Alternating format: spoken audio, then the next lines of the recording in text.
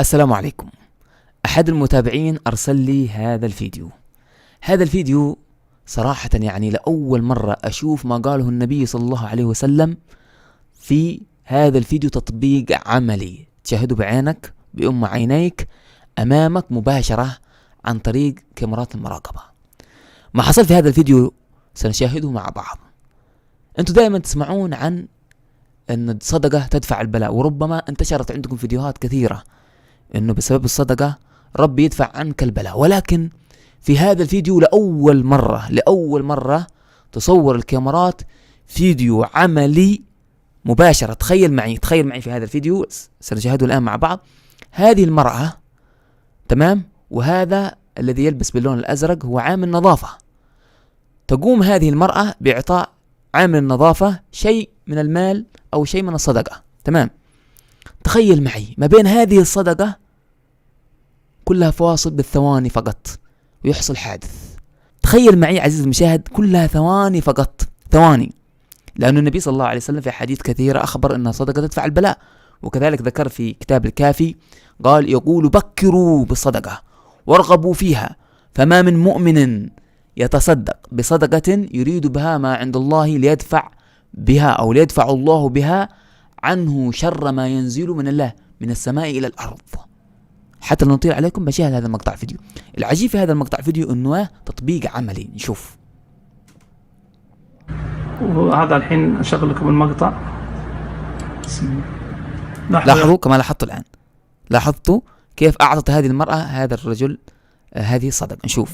شايفين تصدق على، شوف لاحظ كلها دقائق وقات بل ثواني، عشان نربط بس ما بين الله، نربط ما بين الصدقة ودفع البلاء في ثواني. نشوف ايش اللي حصل. السيارة شوف الخلق كيف، سبحان الله، لا إله إلا الله، ربنا ستر عليها سبحان الله، لأنه في خلل في السيارة. كيف ايش اللي حصل في المقطع الفيديو انه كان خلل في السيارة هذه كما تشاهدون الآن، كان خلل في هذه السيارة فما قدر يوقف، فمباشرة سبحان الله الصدقة، وكانت هذه السيارة منحرفة كما تشاهدون أمامكم، فكان حصل اصطدام في الركن في السيارة. سبحان الله، شيء عجيب.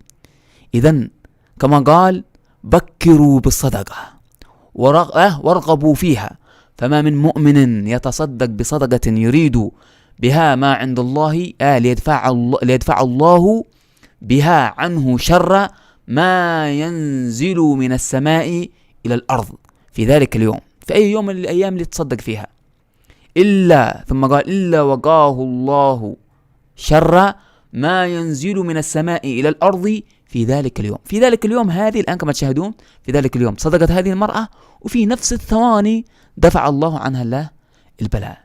إذن صدق رسول الله صلى الله عليه وسلم في شيء عجيب. أيضا أرسل لي أحد المتابعين فيديو آخر ونختم بهذا الفيديو، شيء عجيب، وهذا يعني سبحان الله.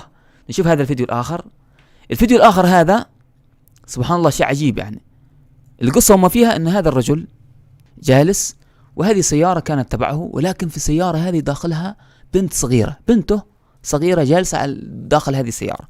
العجيب كلها ثواني فقط، ثواني تنزل هذه البنت إلى عند أبيها مباشرة يحصل هذا الحادث. تابع المقطع الفيديو.